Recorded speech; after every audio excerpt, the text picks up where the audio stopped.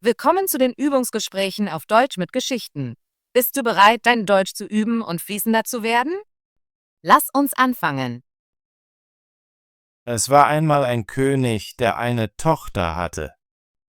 Sie war unglaublich schön, aber auch sehr stolz und sah auf alle herab. Keiner der Männer war gut genug für sie, also schickte sie jeden fort und lachte über sie. Eines Tages veranstaltete der König ein großes Fest und lud alle jungen Männer ein, die möglicherweise seine Tochter heiraten wollten. Sie standen entsprechend ihres Ranges aufgereiht. Zuerst kamen die Könige, dann die Großherzöge, die Prinzen, die Grafen, die Barone und schließlich die Herren. Die Tochter des Königs ging an ihnen vorbei, fand aber an jedem etwas auszusetzen. Der eine war zu dick, und sie nannte ihn den Weinfass. Ein anderer war zu groß, und sie sagte, lang und dünn hat wenig darin. Der dritte war zu klein, und sie bemerkte, kurz und dick wird nie schnell. Der vierte war zu blass, und sie sagte, so blass wie der Tod. Der fünfte war zu rot, und sie beschrieb ihn als einen Kampfhanf.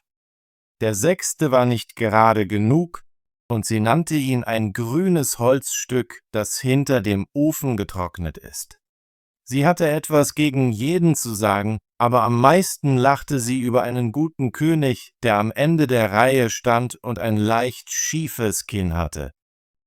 Sieh mal, lachte sie, er hat ein Kinn wie der Schnabel einer Drossel. Von diesem Tag an wurde er als König Drosselbart bekannt. Der alte König, der sah, dass seine Tochter nur über die Männer spottete, wurde sehr wütend.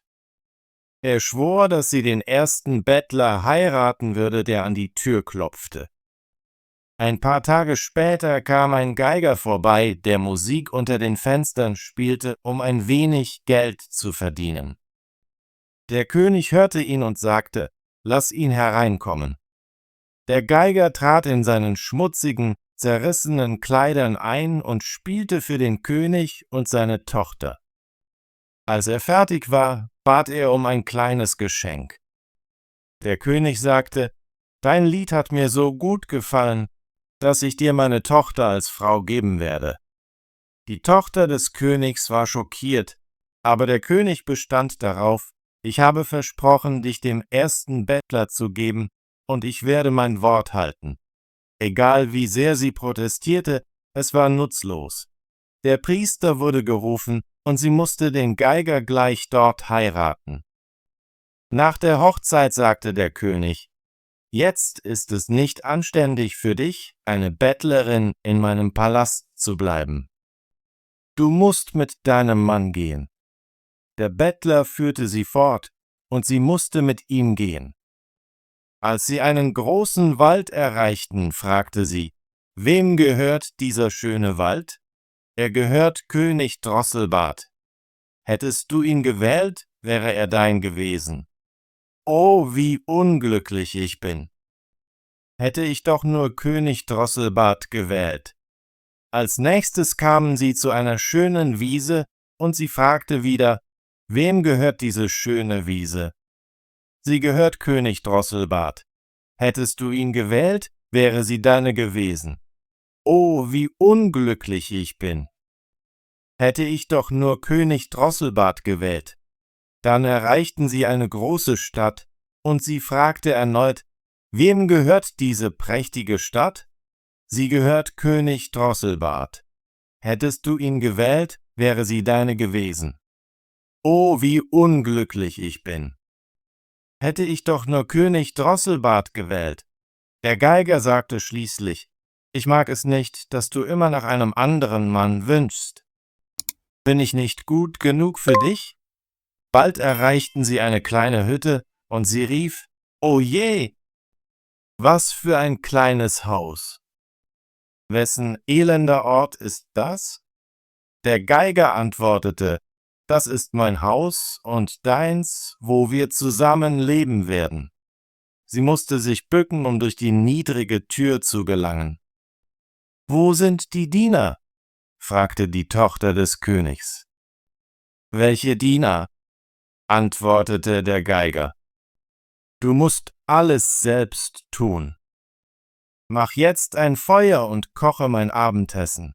Ich bin müde.« Aber die Tochter des Königs wusste nicht, wie man ein Feuer macht oder kocht, also musste der Geiger ihr helfen. Nachdem sie ihre mageren Mahlzeit gegessen hatten, gingen sie ins Bett, aber er ließ sie früh aufstehen, um sich um das Haus zu kümmern. Einige Tage lebten sie so, bis ihnen das Essen ausging. Der Geiger sagte: »Frau, wir können nicht weiter essen, ohne etwas zu verdienen. Du solltest Körbe flechten.« Er ging hinaus, schnitt einige Weidenzweige und brachte sie mit. Sie versuchte zu flechten, aber die rauen Äste taten ihren zarten Händen weh. »Das funktioniert nicht«, sagte der Geiger. »Du solltest es mit Spinnen versuchen. Vielleicht kannst du das besser.« Sie setzte sich zum Spinnen, aber der feste Faden schnitt in ihre weichen Finger, und das Blut lief herunter. »Siehst du«, sagte der Geiger, »du kannst keine Arbeit verrichten.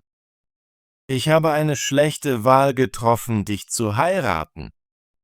Ich werde versuchen, Töpferwaren zu machen. Du kannst sie auf dem Markt verkaufen.« »Oh nein«, dachte sie, »was ist, wenn jemand aus dem Königreich meines Vaters sieht, wie ich Dinge verkaufe?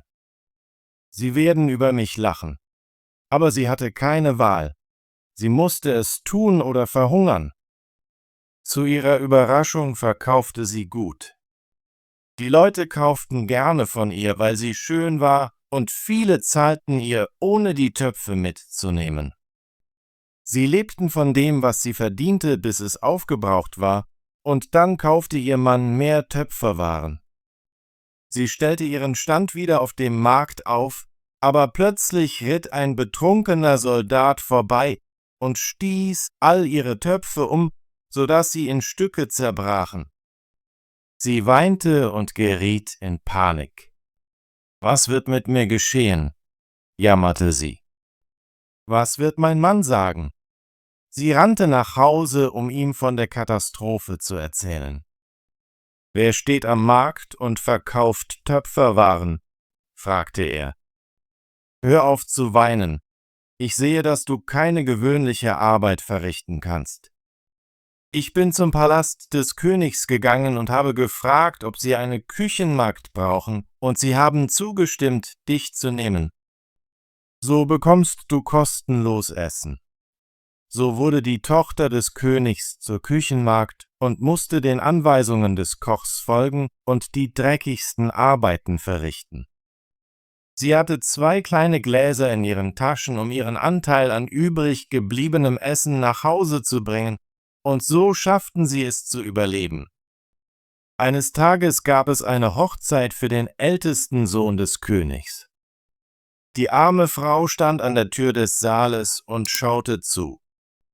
Als alle Kerzen brannten und die Gäste, schöner als die letzten, in ihren prächtigen Kleidern eintraten, fühlte sie sich traurig über ihr Leben und bedauerte ihren Stolz, der sie in solche Armut gebracht hatte.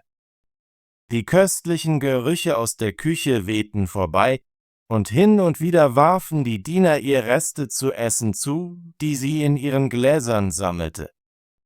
Plötzlich trat der Sohn des Königs ein, gekleidet in Samt und Seide mit goldenen Ketten. Als er die schöne Frau an der Tür sah, nahm er ihre Hand und wollte mit ihr tanzen. Aber sie weigerte sich und wich aus Angst zurück, als sie erkannte, dass er König Drosselbart, der Mann, den sie abgelehnt hatte, war. Sie versuchte zu entkommen, aber er zog sie in den Saal. Im Gerangel zerbrachen ihre Gläser, die Suppe floss heraus und Reste verstreuten sich überall. Alle lachten, und sie war so beschämt, dass sie sich am liebsten in den Boden vergraben wollte. Sie rannte zur Tür, aber auf der Treppe hielt sie ein Mann auf und brachte sie zurück. Als sie aufblickte, war es wieder König Drosselbart. Er sagte freundlich: Fürchte dich nicht. Ich bin der Geiger, mit dem du in dieser kleinen Hütte gelebt hast. Ich habe mich aus Liebe zu dir verkleidet, und ich war auch der Soldat, der deine Töpfe zerbrach. Ich tat all dies, um dir eine Lektion über deinen Stolz zu erteilen und um dich für das Verspotten meiner Person zu bestrafen. Sie weinte und sagte, ich habe Unrecht getan und verdiene es nicht, deine Frau zu sein. Aber er sagte, mach dir keine Sorgen, die harten Zeiten sind vorbei. Jetzt werden wir unsere Hochzeit feiern. Dann kleideten die Mägde sie in schöne Kleider, und ihr Vater und sein Hof kamen, um ihr Glück zu ihrer Hochzeit mit König Drosselbart zu wünschen.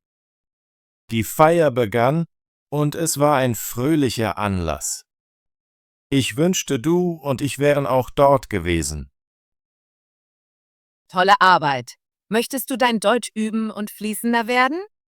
Bitte abonniere unseren Kanal und aktiviere die Benachrichtigungsglocke, damit du keine unserer kostenlosen deutschen Geschichten verpasst. Wir sehen uns im nächsten Video.